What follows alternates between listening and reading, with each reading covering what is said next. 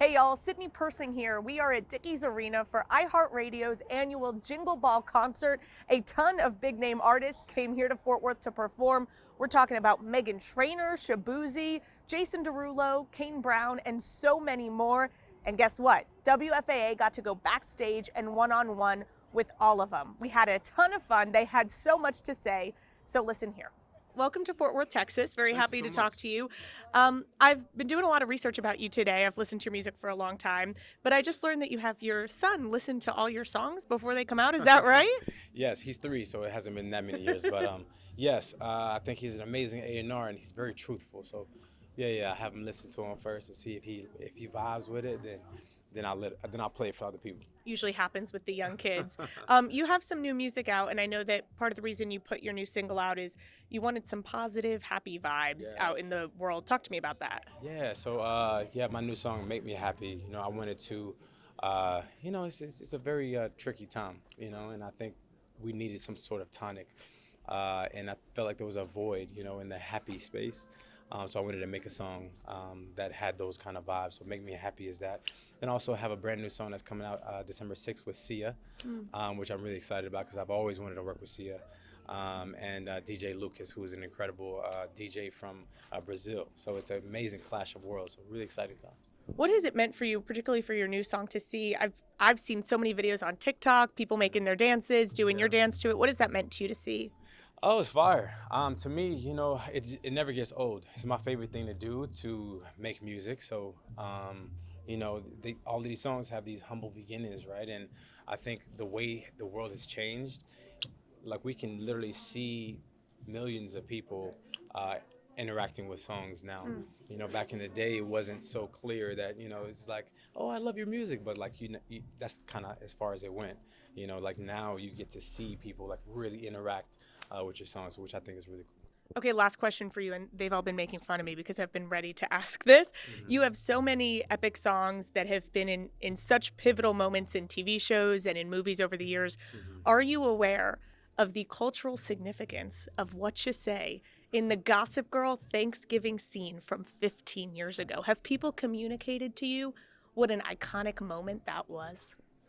A couple times. So we're slightly aware. We know a little bit. A couple times. Once or twice. Well, with Thanksgiving last week, my whole timeline was that scene and the iconic nature of it. So I'm glad you are aware. It happens every Thanksgiving. It's kind of crazy. He does yeah, know. And looking at because I have the behind the scenes Spotify, I can always see when Thanksgiving is coming. It always goes up. Always goes up. It's amazing. I love it. Dasha, welcome to Jingle Ball. Thanks so much for talking with us. Thank you for having me. Okay, so Macy's Thanksgiving Day Parade. Yes. First of all, I imagine that was like a bucket list item for you. Just talk to me about what it was like to be there. I mean, when I got asked to play the Thanksgiving parade, that's crazy. It was on at my grandma's house every single Thanksgiving. And so honestly, I wanted to say yes. I wanted to say yes in general, but my grandma, knowing that she was going to be watching it, I'm obsessed with her. She and I are best friends. So it was for Buddy. That was for Buddy. What did it mean to her to see that? What did she say? Oh my God, she was tearing up. She was so excited. She told all her friends in the old folks' home to watch and everything. She was so excited. We had a little viral moment with the lipstick. Slight, but I yes. saw a bunch of articles comparing you to Taylor Swift, probably very fun. What was that like, seeing all the videos? And did you notice in the middle of the performance that was going on? How did that work? Yeah, well, I mean, I've always been compared to Taylor. We just have very similar features and like the hair and everything. And she's also like my all-time favorite artist. So like, thank you. Such a sweet compliment. But yeah, I noticed I was up there during the broadcast, and I, Austin hit the last note, and I pulled the microphone away with this big old smile on my face, and I make eye contact with the monitor, like the broadcast live monitor, and it just looked like I got crazy with Elmo in the back. Like it was just like, I was like, really? It was crazy. So yeah, put the microphone right back up, and I was like, this is gonna be everywhere on the internet, and it was. But you know what? Power through. Power through. It is what it is. I know you just put out a deluxe version of your album. Why did you do that?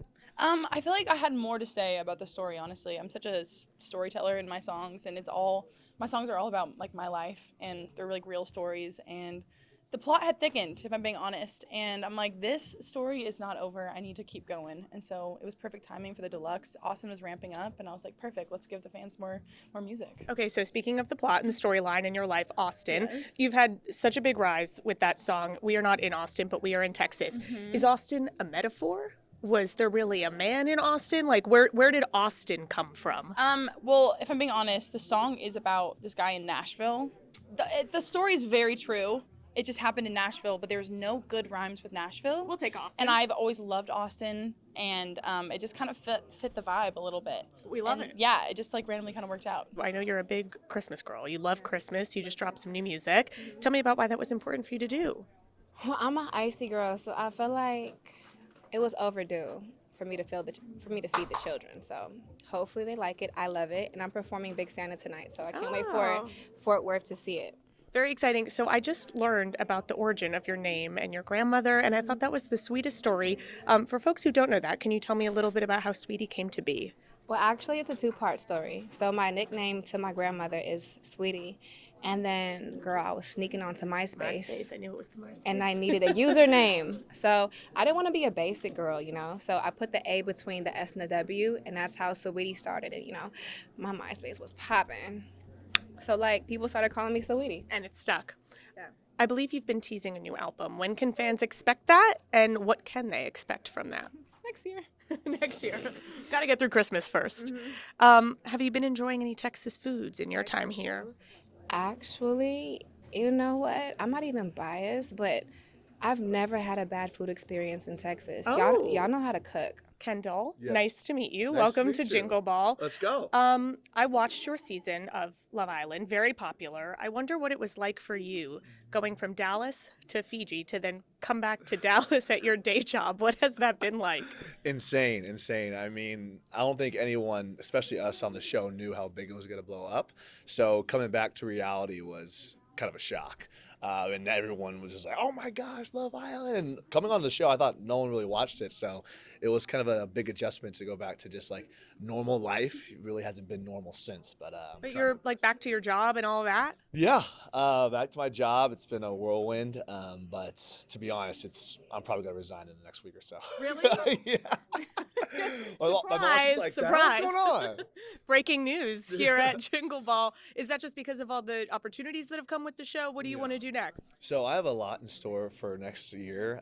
So I have a whole goal list, but there's just so much that I've been having to do with travel and like these new opportunities. So I'm extremely blessed, but I just want to focus on one thing. Like I can't give 50-50 on each side. So I'm blessed to be doing medical for like last couple of years, but this is just a new journey I'm going to take. What was the most challenging part of being in the villa, looking back on it all now? Most challenging, like during it? I don't know. I feel like it was just like such a new experience. Everything was just learning on the go.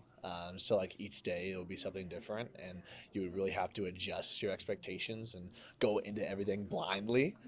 So I think just having that kind of mentality of, hey, whatever happens, and like you can't think too far in the future. So I felt like that taking it step by step was pretty tough, but it was overall just laid back. So I didn't really have any complaints. My first question is just for folks who may not be familiar about how your group came together. Super interesting story. Just kind of walk us through how that all came to be. Who wants to go first? Okay, we'll come down to you. I can hold it. Oh, thank you so much. So we were actually formed through this survival program called Dream Academy, and it's available to watch our little docu-series called Popstar Academy KATSEYE. You can see the whole journey of us being chosen with 20 different contestants from all over the world, and we did missions and global voting. So last year, November 17th, on our finale, they chose the 6 of us. So you all met through that, obviously. What has the process been like getting to know each other now? You're thrown into this, you're touring all over the place. Do you guys become fast friends immediately? Did it take time to get to know each other? How did that work? I think we all kind of clicked, especially the 6 of us. Like, we're all like a family now. We're sisters, and we've learned so much about each other, and we're like family. I read that you live together. Is that real? Yes. You live together? Yeah, we share rooms too. She's You guys are roommates. So what is that like working when I was in college, I lived with the intern I worked with. It was like 24/7. That was a lot. Love you, Isabel, but that was like a lot of time together. So how do you guys do that? And You know, do you ever take space away from each other? It's really just 24/7. We're just like vibing and being best friends. I think it's really just 24/7. I feel like the only like time I have alone is either in my car or in the bathroom, like in the shower. But honestly, like it's fine because I love these girls. I love spending time with them, whether it's at home or at the studio. Yeah, I mean sometimes like we're family, we're sisters. We bicker here and there, but we still love each other so much. And so you're all young women, and I know you've kind of had this big explosion over the last year, all these experiences, these great opportunities. I wonder if you would have advice for other young women in the industry trying to make it big, or even in a different business, who are just chasing that goal and haven't gotten there yet. I would say obviously like believe in yourself, but also don't listen too much on what like other people say. Don't just take anyone's advice. Like really just put a foot down and do whatever you want to do.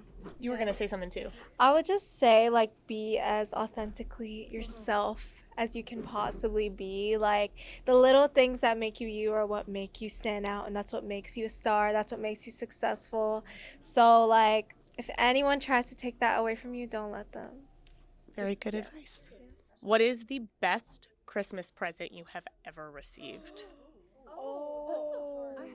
This isn't a specific one, but an experience. Like I love experiences rather than gifts. So like if it's a trip or like going to Disney, like something like that. A kitchen. When I was like 5 years old, I got one of those Toys R Us kitchens, and every morning I would like fake make my mom some breakfast with my little like fake food and cutlery. Yeah. When I was a kid, I got a kick scooter and it was so good. Best Christmas gift ever is honestly spending time with the family. I spend so much time away from home, so any time that I can be together with the majority of my family is always the best Christmas gift. A hoverboard. Yeah, it's like those things. Girl, Am I supposed to know what a hoverboard is? It's like this thing where you put your 2 feet and like it like rolls. Very futuristic.